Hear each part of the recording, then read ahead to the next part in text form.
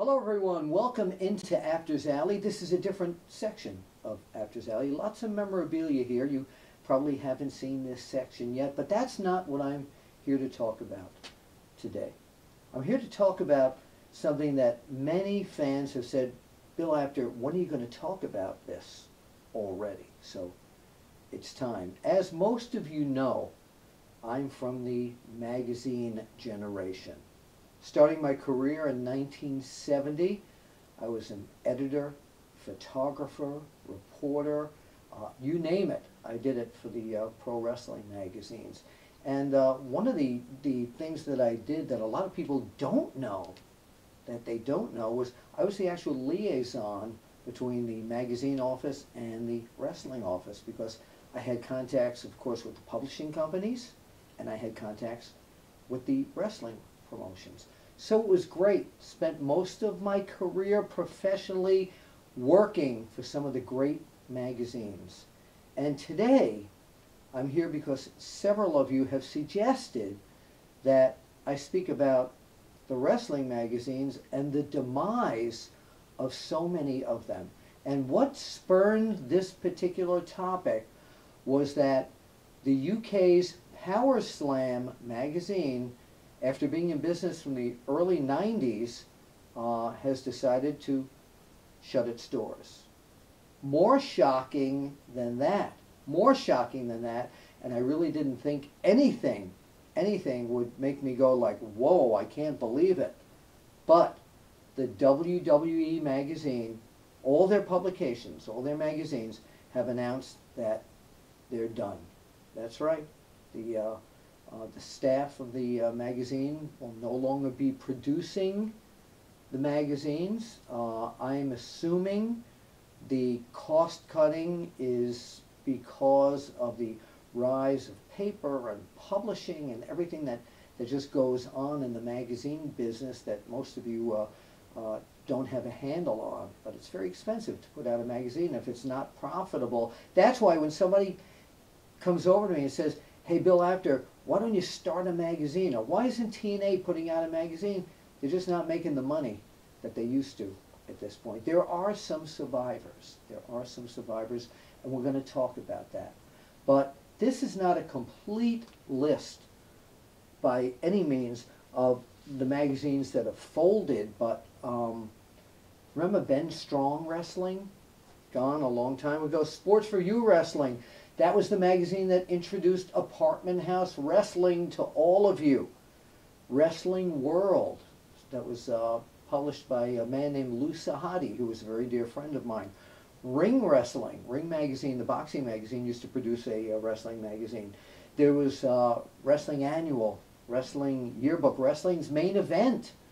I remember all of those. Now, some of the wrestling magazines, of course, from London Publishing that I worked for, this was probably one of the earliest magazines I had ever bought.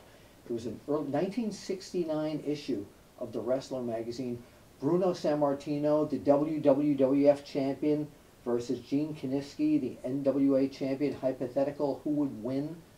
And one of the things that they had in this magazine was a section of pen pals, where you could send your picture in and get pen pals from all over the world.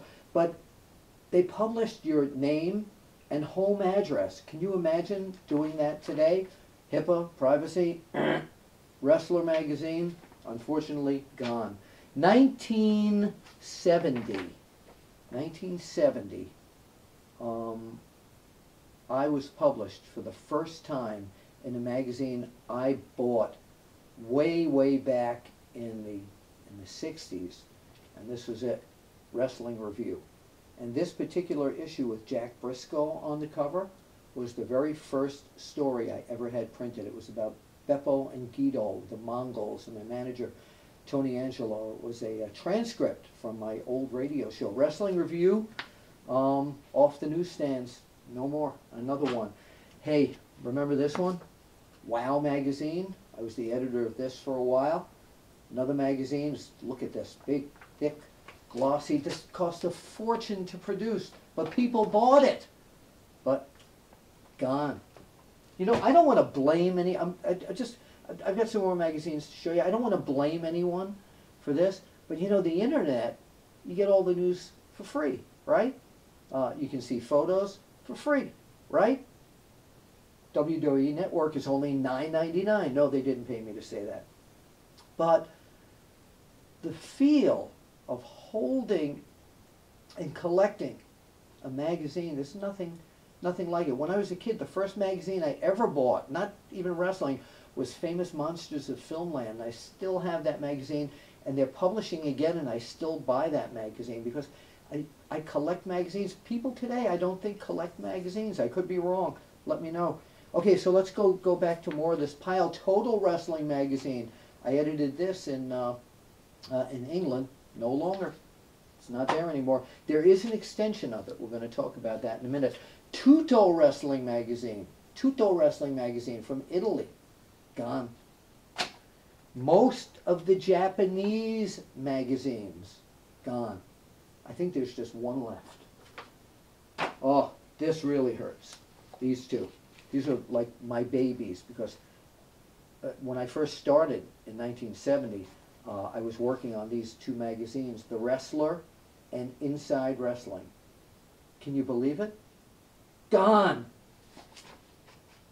PWI Hotline, I was the voice of that. Wow.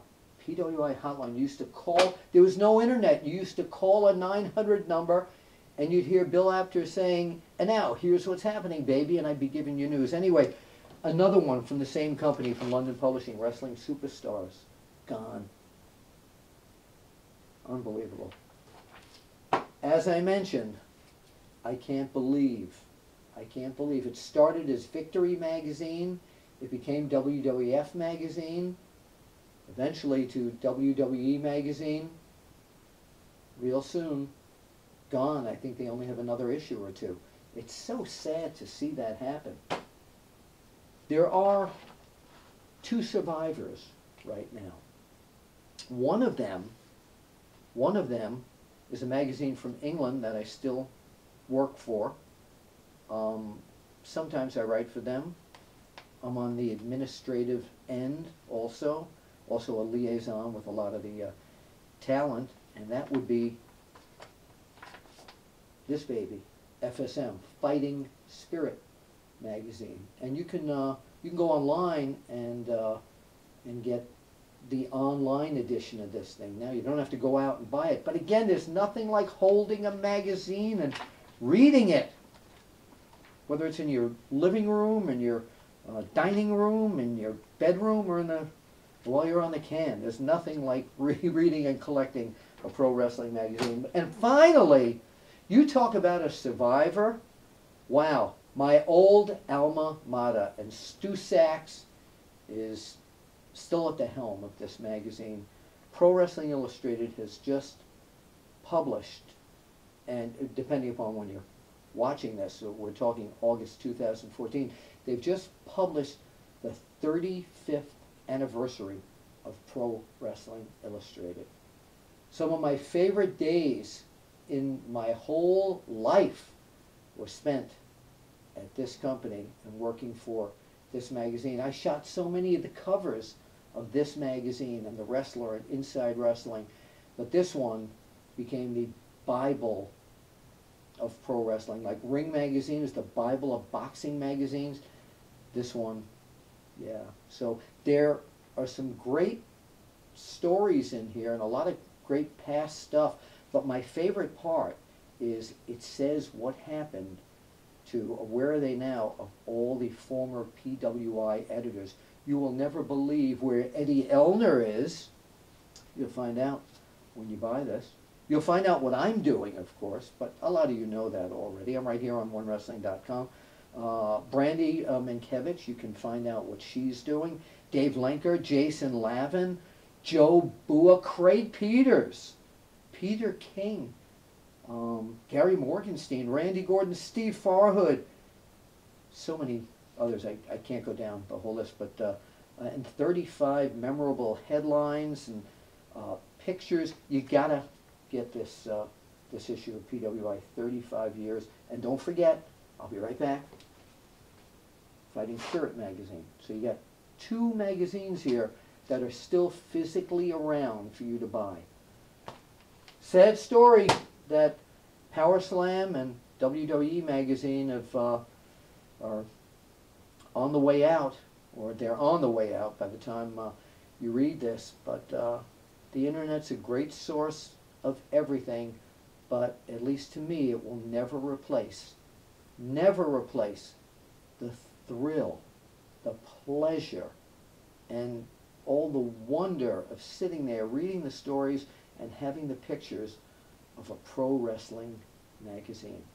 I hope one day, maybe they say things are cyclical in the world, what goes around comes back around. Well, I hope the wrestling magazines are part of that. Down here at Apter's Alley, thank you for the suggestion to the like 50 fans that suggested that I do this, and we'll see you at the matches.